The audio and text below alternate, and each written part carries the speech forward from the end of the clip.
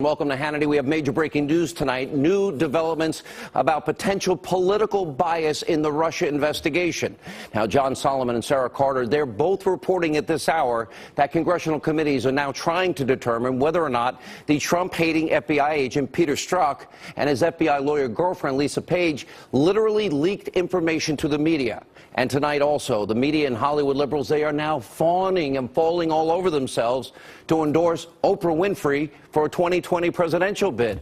After, of course, her big speech at the Golden Globes. Well, have they anointed a new savior? This comes amid new reports tonight that Oprah might actually run. And while Hollywood liberals are patting themselves on the back, they are ignoring their massive hypocrisy on the issue of sexual assault and misconduct. We are the only show will expose that. We'll cover it all in tonight's breaking news opening monologue. Oh, we have a big monologue on Oprah tonight. I hope you want to hear my take on that. That's coming up in just a minute. But first, we have to start with tonight's breaking news. Both John Solomon and Sarah Carter this hour are reporting that congressional committees are now trying to determine if FBI agent Peter Strzok and his FBI lawyer girlfriend Lisa Page literally leaked information about the Russia investigation to the press. Now, here's why. Solomon reporting that text messages between Strzok and Page appear to show that, in fact, they had advanced knowledge about a Wall Street Journal article, and it was about to be published. Now, take a look at this text exchange between Page and Strzok that was obtained by The Hill. Page tells Strzok, "Article is out, but hidden behind paywall, so can't read it." And Strzok responds, "Wall Street Journal? Boy, that was fast. Should I find it and tell the team?" Now, there are also other text messages about the media like this one. Strzok saying, "Yep, the whole tone in the anti-BU, meaning the Bureau, just a tiny bit from us." Page replies, "Makes me feel way less bad about throwing him under the bus," to the forthcoming CF article. Wow. Now, according to The Hill, Congress is now trying to figure out what the CF article means and who Strzok and Page were trying to throw under the bus. Now, there's a message here in all this. Lisa Page says, "Well, we got a list of kids with their parents' names. How many of this reporter from the New York Times could be there in D.C.?" Now, The Hill's reporting that Strzok and Page exchanged the text messages about tracking down information about a New York Times reporter that they were referencing in that text. Why would they be looking into a New York Times reporter? Page then writes, "Well, found what I think might be their addresses, too." And Strzok says he's totally schlubby. Don't you remember? And Strzok and Page also take horrible shots at the New York Post. Colleagues Chris Wallace and former colleague Megyn Kelly mocking the Trump Hotel in Washington, D.C., and saying they hope it fails horribly. They never stay there. And both reports are now saying that because of the existence of various text messages that reference the news media, congressional investigators are now working rightly to determine if there was any improper leaking to the press about the Russia investigation. How else would you interpret those words? Now, John Solomon, Sarah Carter, they're going to be here with all the explosive details. That's coming up. And also tonight, members of the media, liberals in Hollywood, they're absolutely giddy tonight. Over what? Oprah Winfrey's speech at the Golden Globes, which I would say was very good. Many are saying it sounded, and she sounded, presidential, and it was a campaign-style delivery. And according to new reporting, Oprah's now considering running in 2020. Here's the part of what Oprah said at the Golden Globes. Let's take a look. So I want all the girls watching here and now to know that a new day is on the horizon. Now, to the media, the left in this country, Oprah apparently is their chosen one. She's the new Messiah that they will blindly worship and follow like the sheep that they are. And here's why. The media and the left in this country, well, they now seem to think that Oprah's the one person that hopefully can help them fulfill what is their ultimate goal: to destroy Donald Trump and defeat President Trump. Just look at how the media, how transparent they are, fawning over Oprah's speech. Does this remind you a little bit of the same people that never vetted Obama in 07 and 08? We don't know a lot about Oprah's politics at all. We know she's a very likable person on TV and a pretty inspiring life story. But watch this.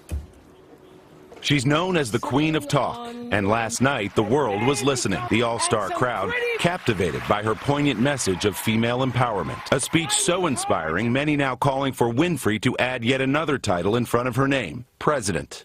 Oprah defining the night, bringing the audience to its feet, setting a new tone for Hollywood and men and women around the globe. After that speech, she had quite a few people in that room saying they sure did like the sound of President Winfrey. If she were to get in, the next day she'd probably be leading the fight for the Democratic nomination. She'd be leading the Democratic ticket. Nora, I was back in the one-on-one rooms while the speech was going on, and I will tell you this, everyone was mesmerized. That speech last night was not only empowering and inspirational, but I thought it also echoed a lot Hillary Clinton's concession speech. It was like 5 minutes of desperately needed therapy for anybody who was watching. You know, She gave a speech that gave people hope, and it reminded people what is so great about this country and the strides that this country has made and how we still have so much to be hopeful for.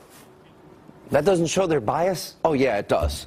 Now, after the speech, NBC, they even tweeted an endorsement for Oprah. Look at this. Nothing but respect for our future president. Now, after NBC got called out for their massive display of bias, they deleted the tweet and quickly tried to shift blame to someone else by putting the statement on Twitter that says, quote, yesterday a tweet about the Golden Globes and Oprah Winfrey was sent by a third party, not them, an agency for NBC Entertainment in real time during the broadcast. It is a reference to a joke made during the monologue and not meant to be a political statement. Well, that's what they have MSNBC for. They're the operative arm and basically an extension of the press office, of course, of the anti-Trump media. We've since removed the tweet. Really? Does anyone believe that? I personally don't. A third-party agency? What, they're trying to get some poor kid fired over this? Anyway, NBC got caught red-handed, and they're now trying to spin this and hope that will all go away. Let's be honest here. When you're talking about NBC, they're not fooling anyone about where their politics and their political allegiances lie. Look at conspiracy theory, 24/7 MSNBC. Hate Trump, hate Trump, hate Trump. That's our programming for today. And NBC, like the rest of the media, they despise, they loathe, they hate the president, and it's not a secret. So let's just all stop pretending, because the game's over. By the way, NBC wasn't the only destroy Trump outlet to heap praise on Oprah. Take a look at these headlines. You got the New York Times, President Oprah? After the Golden Globes, some have a 2020 vision. USA Today, Oprah 2020. Winfrey's Golden Globe speech has fans dreaming of presidential run. Deadline, Oprah kicks off 2020 White House bid and other surprising moments from the Golden Globe Awards. The Guardian, could Oprah Winfrey run for president and win? And then there's Hollywood. After last night's speech, all of these private jet liberals were all showing off their newfound political affection for Oprah. This is their new savior. Take a look. There is a movement afoot back here, Oprah 2020. I'm not kidding. I am all about Oprah 2020. Honestly, President Winfrey is just Sounds good. It just rolls off the tongue. It just comes out. Yeah. It's organic. Yeah. That was the immediate reaction online. Just please run. Hashtag please run. I hope she runs for president. I think she's our next president. I'm crossing my fingers. Did any of them ever say a nice word about Trump? Ever? The economy's doing better than it has in 8 years. Where does Oprah stand on the issues? And it doesn't end there. Here's what Meryl Streep is saying about Oprah, quote, she launched a rocket tonight. I want her to run for president. I don't think she's had any intention of declaring, but now she doesn't have a choice. Poor Oprah, you hearing that? Your life is now committed. And others like Obama's former speechwriter. His name is John Favreau. He got in the action of tweeting, Oprah Winfrey is as brilliant and inspiring as any public figure today. She doesn't directly speak to celebrity America. She speaks to America. Don't underestimate her. At CNN, political analyst April Ryan tweeted this. If Oprah ran for president in 2020, she is every person. She has been poor, now rich. She's also a self-made billionaire. She has a grasp of the issues as she used to cover local politics. She can articulate any issue, and she has mass appeal beyond race and gender. Look, I know you people in Hollywood and all of you in the liberal media, I know you're all intoxicated and addicted to Trump hate, but maybe you might want to just put a little bit of pressure on the brakes here with your Oprah obsession. You know, are you really ready to go that deep into what Oprah's speech, which I thought was brilliant in many ways? I have no problem with Oprah Winfrey. What she did last night in many ways was great. I'm glad to see she stood up for women, especially in Hollywood. I support that, as I think everyone should. And I also think Oprah has a tremendous capacity for human empathy. If you've ever watched her show, she has an incredible, strong, personal story, overcoming sadness and tragedy and a horrible upbringing. I applaud her for what she's done in her life. And politically, all I know is that she supported Barack Obama. Other than that, I don't know that much about her in terms of running for president. And as to the media and the snowflake Hollywood left, take a deep breath. Control your giddiness. I know you hate Trump. Let's not jump on the Oprah 2020 train just yet. The economy's never been better in 8 years. And I know you don't like that this president actually stands up to North Korea and Iran, and he's not trying to bribe murdering dictators. You're going to have to get used to peace through strength, because it actually works. So buckle up. It's going to be a rough 3 years from here. Now, that's the problem with the left. I will never understand why they're looking for a messiah, a savior, somebody that's going to come in and save the country. We don't need another liberal chosen to fix our problems with more government. Reagan once said government is not the solution, it's the problem. We need more individual freedom in this country. We need more liberty in this country. We don't need more liberal policies out of Washington. Look at what those liberal ideas did to the economy and foreign policy in the last 8 years. Can you even look? You all loved Obama. His track record was atrocious. And so to all of you starstruck people out there tonight, looking for your next chosen one, you may want to relax and stop trying to buy your ticket on the Oprah 2020 train. And here's the other point tonight. The hypocrisy from the left, liberals, the Golden Globe, it's stunning. But sadly, it's not surprising. It's very predictable. Everyone, just like in the liberal media, everyone, to basically a person, praising Oprah. And by the way, to the degree Hollywood, for their movement about Me Too, etc., it's great what Oprah did by standing up for victims of sexual misconduct and abuse. I think it's awesome. But we can't forget that misconduct is and has been rampant in Hollywood for decades. I don't trust anyone that they really, in their deep heart of hearts, except the people that were victims, actually believe all they're saying at this point. Why? Because there's a lot of hypocrites out there on this specific issue. For example, remember how Hollywood embraced director Roman Polanski? This is a guy that was accused of raping multiple times a 13-year-old girl. This was in 1977. After, of course, he gave her champagne and Quaaludes. And at the time, Polanski was 43. He was eventually charged with 6 felony counts, but he fled to Europe before being sentenced. Now, you would think that after that, Hollywood would be completely in the business of disowning and renouncing Polanski. That never happened. Here's what it did instead. Back in 2003, Polanski won an Oscar for Best Director, and the celebrity-filled audience erupted in applause like I'd never heard before, even though Polanski can't come back to America because he was avoiding authorities overseas. Listen to the level of cheering when his name is called out by Harrison Ford. Watch this. Roman Polanski, for the pianist.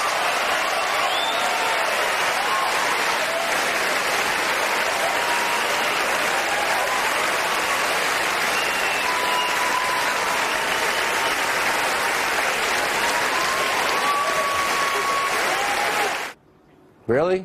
Standing ovation? Raucous applause for a child rapist of a 13-year-old he gave drugs and alcohol to? And it gets worse. Hollywood support for Polanski didn't end in 2003 when he got the Oscar. When he got the Oscar in 2009, after Polanski was arrested in Switzerland in connection to the 1977 case that he ran away from, well, you had over 100 celebrities, many Hollywood, signing a petition demanding his release. So like I said, it's all great. Hollywood, pat yourself on the back, 50,000 award ceremonies a year. I can't stand it or watch a second of it. But it took decades and countless people that suffered before you finally are able to do it and do it right. Joining us now with reaction, we have the host of Michelle Malkin Investigates, CRTV Michelle Malkin, former White House Press Secretary Sean Spicer. It was 2009, Michelle, when they're many are signing a petition for Roman Polanski. You saw the roar and the standing ovation. I think what Oprah said is right. I think she's dead on. I have faith in her. I don't have faith in all these people racing for the next savior. Well, in the clip that you just showed, among the people who leapt to their feet for Roman Polanski were hypocrite Meryl Streep and, of course, now accused multiple predator Harvey Weinstein. And I have to disagree with you slightly, Sean, because as much as I've heard so much positive... By the way, we've been family for years. You go right ahead. Everyone else, wait till you hear tonight's Hannity hate mail. Go ahead. That's right. I do not join in all of the effusive praise for Oprah's speech last night. I thought it was textbook partisan and ideological identity liberalism. And she herself is one who has been accused by multiple victims of Harvey Weinstein of being a fixer for Harvey Weinstein. There are many infamous pictures of her I've seen the pictures, hanging off of Weinstein. But you have to be fair. Did she know? We don't know if she knew. Well, a lot of people have taken pictures with me and you over the years. We don't know them. No question about it, but the consensus from so many of the people who have been complaining about Harvey Weinstein for years and been ignored is that, quote unquote, everybody knew. Meryl Streep knew, and many people believe that Oprah Winfrey knew as well. So, look, the idea that Hollywood and Democrats strategists think somehow that Oprah Winfrey has a chance in 2020 and that she's allowing all of this buzz to happen.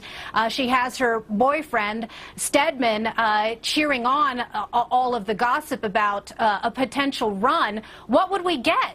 We'd get another 8 years of the same kind of Chicago machine identity liberalism that we got under Barack Obama, who has in part so large a role of Oprah Winfrey to thank for getting him where he was. And last night, all of Hollywood and Oprah were pretending as if the last 8 years of the Obama administration didn't happen.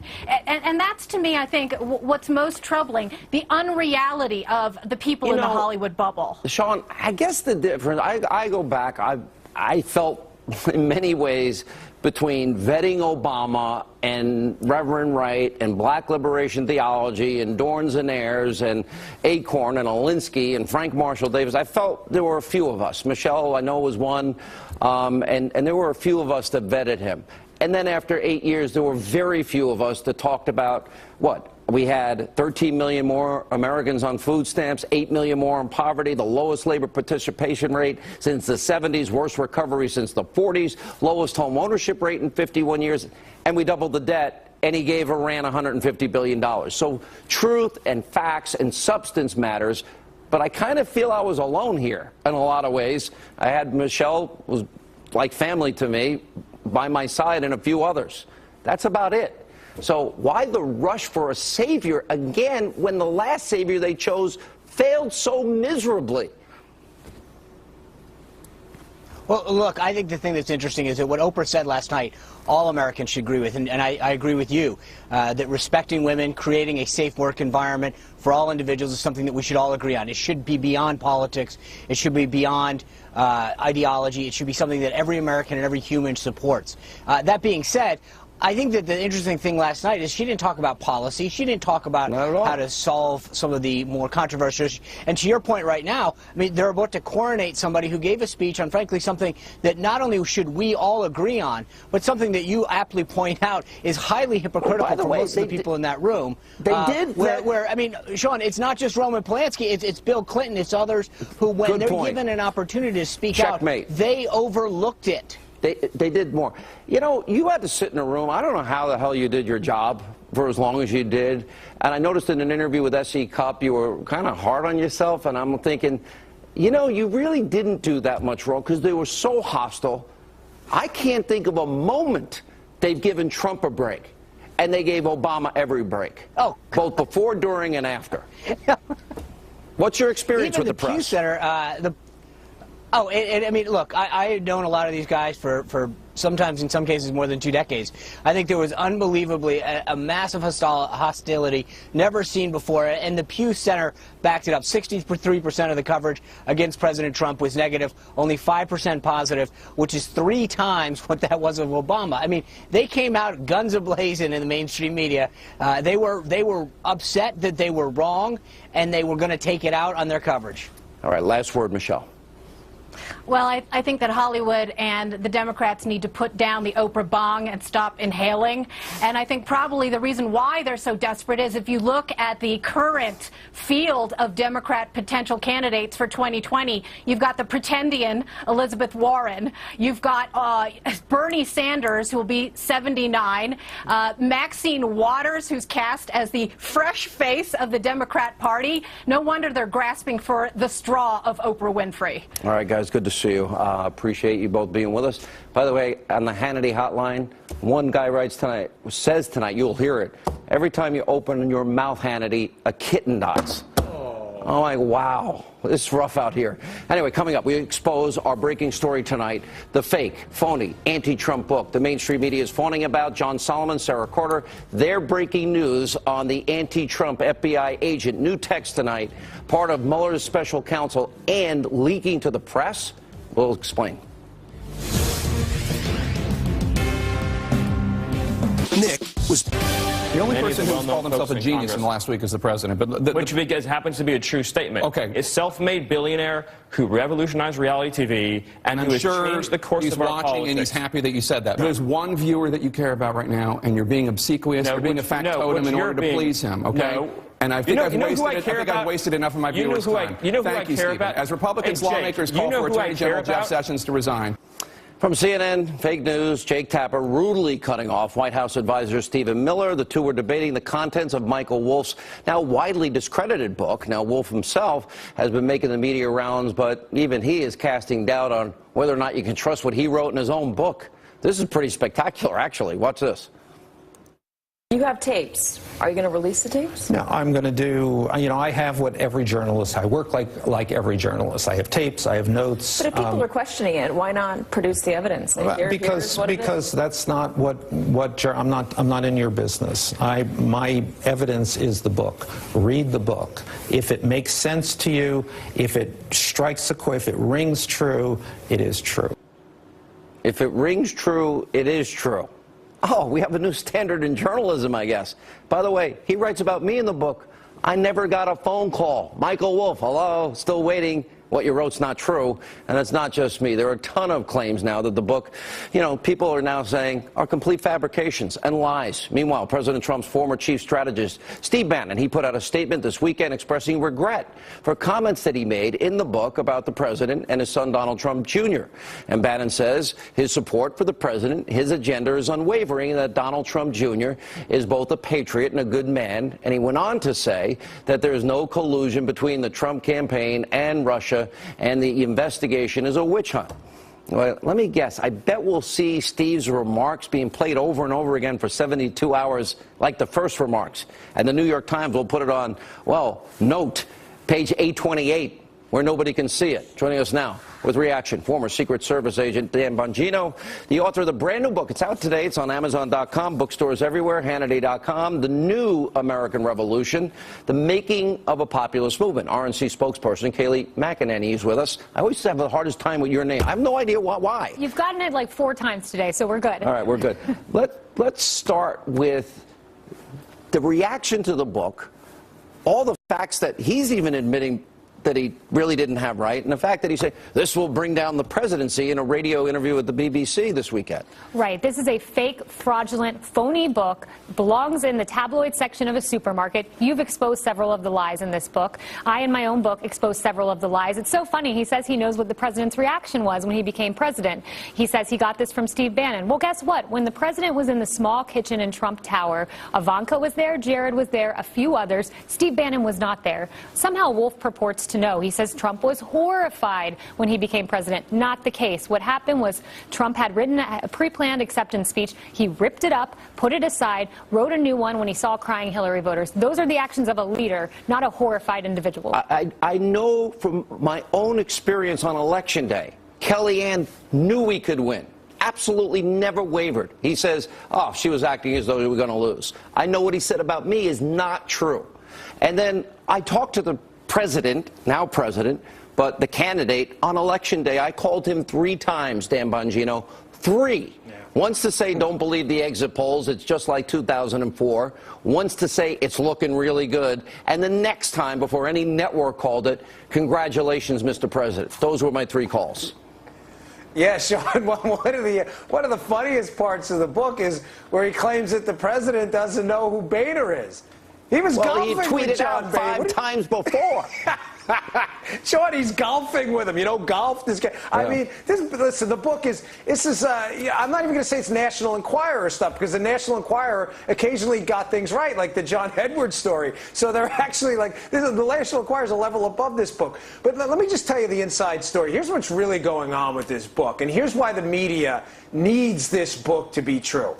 The Democrats are panicking right now, Sean, and Kaylee, I know, feels the same way about this. The tax cuts have them running for the hills. They thought it was going to flame out like Obamacare, and it didn't. They thought the failure of the tax cut plan was going to empty Trump's political bank account. Once his political bank account, his political capital was empty, they were going to move to impeach. Now that doesn't look likely. They know he's moving with a conservative agenda that's now going to work because the economy's turning around, and they're panicking. That's where the book comes in. It provides a basis for round 2, which is the 25th Amendment, that he's mentally unstable, which is quite possibly the dumbest narrative I've ever heard. And our breaking news. You know, you write a lot about this in your book, The New American Revolution, the making of a populist. I see this president, I've not changed my views since I supported Reagan. All right, I know a little before your time. You're the next generation right behind me. But the point is, he's never wavered on his promises. We had a year's worth of incredible economic success, and they don't like that he's actually standing up to murdering dictators. Absolutely. Yeah. He is achieving at record rates, Sean. You look at circuit judges confirmed at a rate never seen before. How many? 100 and 100 whatever. Yes, right. But it's a record. You look at stock market breaking records. You look at tax cuts. We haven't had that in 3 decades. Regulations being rescinded at a fast rate. And Obama failed. Why can't anybody in the media acknowledge the failure? Absolutely. He was an utter failure. This president's achieving. They can't take it. It's why when I sat on a panel with 8 liberals over at CNN... By the way, you have my sympathy. Trust me, it was tough. I did write the foreword to your book. I did. You did write the foreword to my book. And I talked about that. And you sent me very nice notes of encouragement occasionally throughout the election. You and Jeff Lord, the only 2 over there. Yes, well, this was the voice of sanity for Jeffrey Lord and I, this show. What do you make, Dan, about the Oprah phenomenon? It's very reminiscent to me of, yes, we can, Obama, change, change, change. We had 8 years of it, and it failed miserably, and things are working now. Why do they want a savior? Why are they so full of hatred for this president? You know, Sean, because the Democrats, their entire ideology, liberals, is built on this cult of personality. Remember, what's the essence of conservatism at its core? It's a set of objective values, big R rights from God. We have a lodestar that guides us all the time. Yeah. The person that gets us there is just a vehicle. He hasn't become like a golden calf for us. That's not the case with the left. They believe in their lodestar is the state. The representative of the state is the politician. They need a cult of personality. They need a golden calf, and Oprah's the golden calf of the day. And does anybody even know a thing about our politics? All right, congrats, by the way, on the new book, Kaylee. Thank you, Amazon.com, bookstores everywhere. All right, when we come back, our investigative report tonight, John Solomon, Sarah Carter, this hour, with new explosive reports on the anti-Trump agent within the FBI and new text. They'll be joined by lawyer, attorney, Harvard professor Alan Dershowitz. Straight ahead.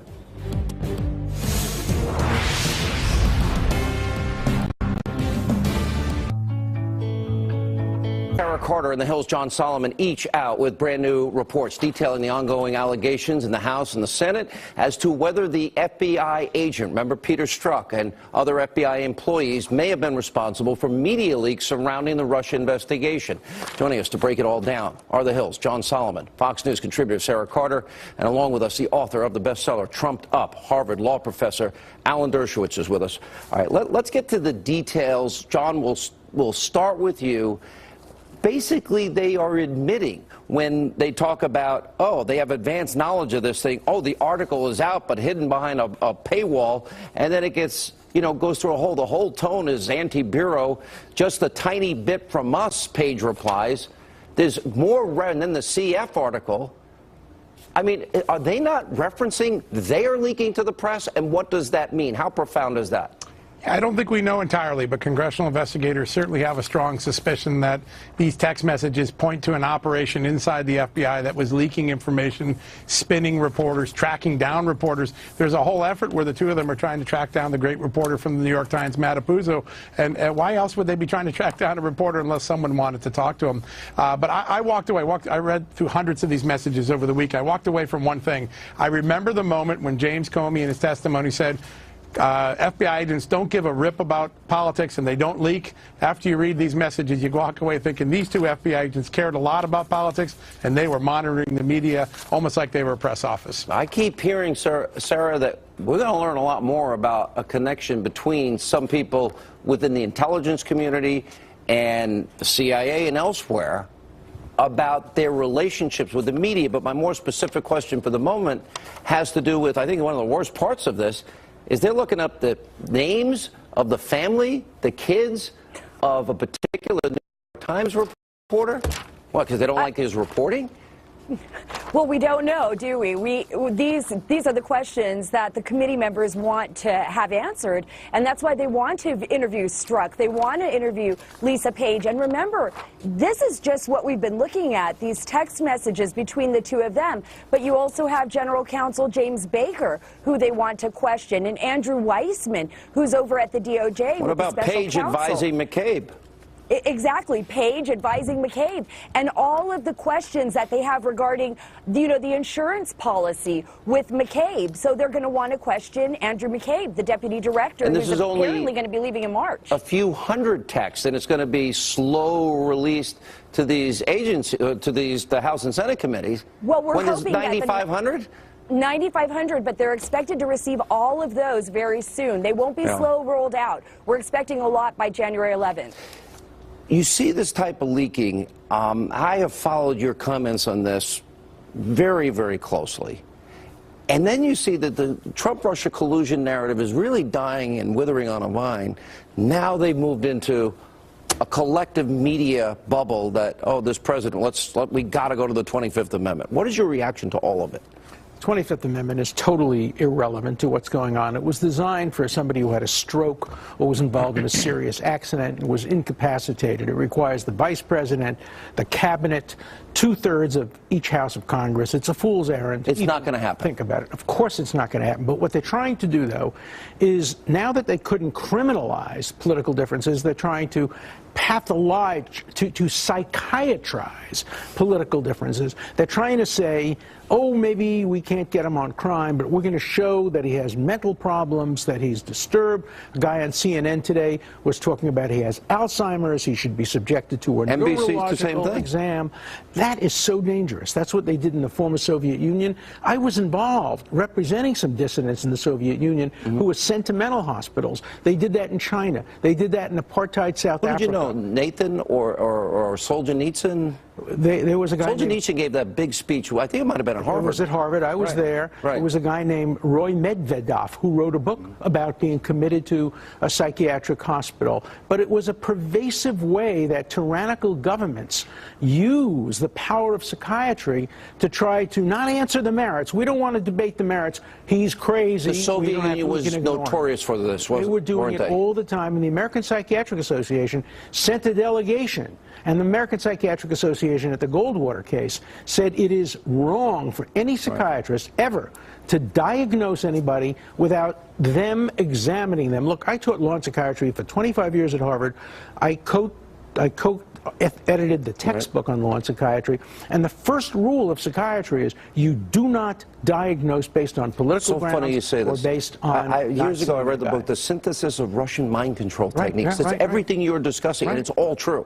And every bit of it's true. Dangerous. So dangerous. If you don't like somebody, vote against them. Exactly. I voted against Donald Trump. Amazing. I voted for Hillary Clinton. By the way, but it's the only thing we disagree on. Okay. I'm just teasing. But I'm doing it not from a political perspective. No, you're doing it from a constitutional law perspective and the threat to the Constitution. Right. This is a clear and present danger. Let me bring John and Sarah back in. Sarah, you add to that, you know, when you start surveilling, unmasking, you don't minimize, and then you leak raw intelligence. They did that to General Flynn. And then I'm sure, I will bet everything I have, that they said, oh, you either agree that you lied to us or we're going after your son. Of course they did. Of course, right? And that is definitely what I'm hearing from my sources. I mean, right now, Sean, there are 27 leak investigations at the Department of Justice. That's triple what they had over the last 3 years. So 27 leak investigations. One of those, I guarantee you, is General Flynn, the leak, the classified leak between General Flynn, nobody talks about it conversation anymore. with Kiesliak. There was a crime there. It was a major crime, and we're looking at those leaks, and we're also looking at the Inspector General right now. We're waiting on that Inspector General's report. It's only a crime and that's if it's a going to be grand the jury. biggest. It's only a crime if it's leaking grand jury minutes. Not FBI just leaking is a violation of their rules, but it's not itself a crime. Look, leaking has been a weapon of prosecutors for years. I've had prosecutors tell me implicitly, if you don't plead your client guilty, you will be shocked at what will come out about him. Death by 1,000 cuts, isn't it, Professor? That's exactly right. And I'm against it, whether it's leaking against Hillary Clinton or leaking against Donald Trump. It's wrong. You don't leak. John Solomon, we only have a small percentage of these. And I'm like, wow, if we only have hundreds and there's thousands, what's next? Yeah, I think the question is, who's going to follow this breadcrumb trail? Somebody led a breadcrumb trail to create the Russian narrative. We got to get to the bottom of it. Great work. Thank you. Professor, thank you. When we come back, Tomi Lahren. She goes to the streets of California and talks to residents about being a sanctuary state. You won't want to miss these responses. Just like magic, progressive. We are proudly supporting the men and women of law enforcement, including our wonderful ICE officers and Border Patrol agents. These are incredible people who endorsed me during the campaign, and they are incredible. They're doing a great job at the border, by the way. We are going to end chain migration. We are going to end the lottery system, and we are going to build the wall.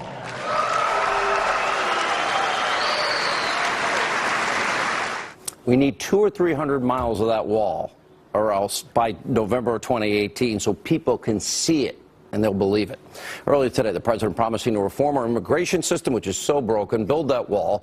Last Monday, California officially became a sanctuary state when a law took effect, preventing state and local police from asking people about their immigration status or from cooperating with federal immigration enforcement activities in most cases.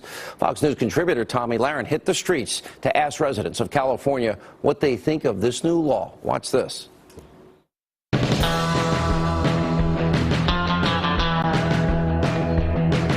That California is now a sanctuary state for illegal immigrants? Of course, I know that. And how do you feel about it? I think it's great. I think it's finally, it's been a matter of time where we need immigrants to be protected, and I think being a sanctuary state is just perfect. Why are we making it difficult for them to become legal? They don't pay their taxes if it's difficult for them to be legal. They don't do what you complain about constantly on your channel if it's not legal. So why not make it legal for them to do it? And then you'd stop complaining. You can't have it both ways. If we're going to benefit from cheap labor, then we also have to give them the benefits that every American citizen can benefit from. Being an immigrant from Mexico myself, I think that it's an incredible opportunity to stimulate the economy by integrating workers, that it will take certain jobs that many of the currently employed Americans won't. And I think it's a great opportunity. It's all right. I love it, you know. I'll admit I got, family members of myself that are illegal. I mean, just being free, you're just out here trying to do yourself. Did you know that this was a sanctuary state for illegal immigrants? I did. And what do you think about that? I think we need to come up with an immigration bill that will solve all the problems and help immigrants that are here illegally transmit and become U.S. citizens. I don't think they should come over here. You said illegal immigrants? Yeah, I don't think they should just stay where they at. Don't come over here. Why? Why they gotta be over here?